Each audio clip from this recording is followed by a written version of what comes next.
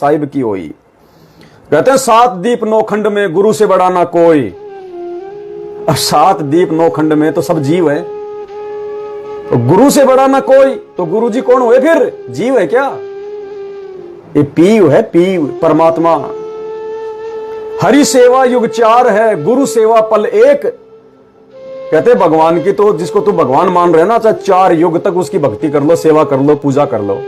और गुरु जी की अगर तुमने एक पल आंख झपकने जितनी देर भी तुमने अगर गुरु जी की मर्यादा में रह के भक्ति कर ली, 4 युग भगवान की भक्ति से ज्यादा है। तो बताओ हम मूर्ख हैं क्या जो दाढ़ी मूछ वाले का प्रकट दिवस मनाएंगे और अपने गुरु जी का जन्मदिन मनाएंगे? हम मूर्ख हैं क्या जो घर के दरबार में दाढ़ी मूछ वाले की फोटो रखेंगे?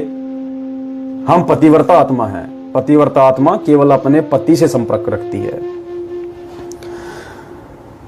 और चलो जाते जाते एक परमात्मा का शब्द सभी भाई बहन हम गा लेते हैं, और परमात्मा दया करेंगे तो दास बीच में फिर लाइव आएगा, नहीं तो 8 सितंबर को तो सभी भाई बहनों ने अपने अपने घर पे। कुछ नहीं पुण्यात्माओं, और एक चीज का ध्यान रखना, कोई भी भाई बहन सूजी का हलवा ना बनाए, बेसन का हलवा ना बनाए। और पुण्यात्माओं कोशिश करना हलवे में काजू किशमिश कुछ नहीं डालना, सिर्फ आटे का हलवा होना चाहिए। सतलोक आश्रम बरवाड़ा में या गुरुजी जहां जहां भी भोग लगाते थे या जो पाठ होता था, केवल आटे का हलवा बनता है। ये सूजी का हलवा बना देते हैं बहुत सारे भगत भाई, उसमें आटा और सूजी मिक्स कर देते हैं, उसमें काजू डाल देंगे, उसमें किशमिश डाल देंगे। पुण्यात्मा हाथ जोड़ के प्रार्थना है, दास बार बार नहीं बोलता ये बात, एक बार बोल देता है, कोई मान जाए तो ठीक है, नहीं माने तो ठीक है। आटे का क्यों बनाया जाता है हलवा? गुरुजी क्या सूजी का नहीं बनवा सकते थे आश्रम में? बेसन का नहीं बनवा सकते थे क्या? गुरुजी के पास में कोई कमी थी? काजू किशमिश नहीं डलवा सकते थे? केवल आटा, देसी घी और मीठा, जो भी चीनी वगैरह जो भी थी। आटे का क्यों बनवाते हैं परमात्मा? ये विधान है परमात्मा का, क्योंकि पुण्यात्मा जो गेहूं होता है, गेहूं पूरी सृष्टि में मुख्य अन्न में आता है। मुख्य अन्न है गेहूं। तीनों लोकों के प्राणी गेहूं खाते हैं। रोटी जो होती है जो गेहूं की, तीनों लोकों के प्राणी खाते हैं, तीनों लोकों के प्राणी। अरे बाजरा भी अन्न है, लेकिन बाजरा क्या केरल वाले खाते हैं? 3 लोग तो छोड़ो, राजस्थान उत्तर प्रदेश हरियाणा में जो बाजरा होता है क्या बोलते हैं, वो केरल वाले क्या बाजरे की रोटी खाते हैं? नहीं खाते। मक्का कहां होती है? पंजाब में, वो भी तो एक अन्न है। पंजाब के लोग बड़ी शौक से मक्के दी रोटी ते सरसों दा साग खाते हैं। मक्का खाते हैं ना? अब बताओ चेन्नई वाले कहां मक्का खाते हैं? वो मक्का खा लेंगे 3 दिन तक उनकी लैट्रिन नहीं उतरेगी। तो पुण्यात्माओं, लेकिन गेहूं सब खाएंगे। गेहूं साउथ इंडिया में भी खाएंगे, नॉर्थ इंडिया में खाएंगे, उत्तर में खाएंगे, पश्चिम में खाएंगे, पाकिस्तान खाएगा, हिंदुस्तान खाएगा, अमेरिका खाएगा, हर देश का कोना कोना, हर देश का व्यक्ति गेहूं खाएगा। तीनों लोकों में गेहूं चलता है, तीनों लोकों में आटा चलता है।